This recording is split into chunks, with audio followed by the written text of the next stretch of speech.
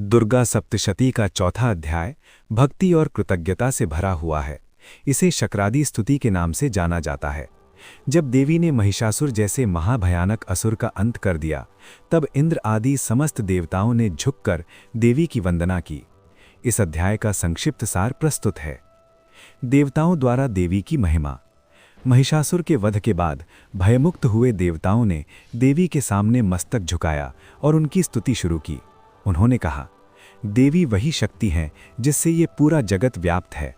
वे ही लक्ष्मी के रूप में पुण्य आत्माओं के घरों में और अलक्ष्मी यानी दरिद्रता के रूप में पापियों के घरों में निवास करती हैं।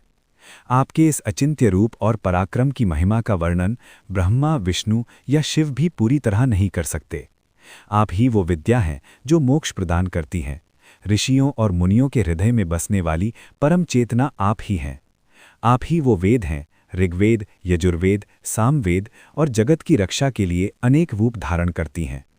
देवताओं ने आश्चर्य व्यक्त किया कि युद्ध भूमि में आपका अत्यंत सौम्य और चंद्रमा जैसा सुंदर चेहरा देखकर भी महिषासुर भयभीत क्यों नहीं हुआ, बल्कि उसने आप पर प्रहार करने का साहस कैसे किया। ये आपकी अद्भुत माया ही है।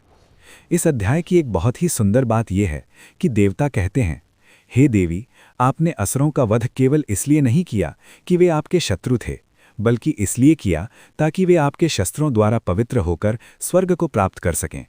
आपकी बुद्धि शत्रुओं के प्रति भी दयालु है। देवताओं की भक्ति से प्रसन्न होकर जगदम्बा प्रकट हुईं और उनसे वर मांगने को कहा। देवताओं ने वर मांगा कि जब जब संसार पर विपत्ति आए, तब तब आप प्रकट होकर हमारी रक्षा करें। जो कोई भी मनुष्य इस शक्रादि स्तुति से आपकी प्रार्थना करे, आप उसे सुख, समृद्धि और सुरक्षा प्रदान करें। देवी ने तथास्तु कहकर देवताओं को वरदान दिया और वे अंतर्धान हो गईं। इस प्रकार चौथा अध्याय समाप्त होता है, जहां देवी की कृपा से संसार में पुनः शांति स्थापित होती है।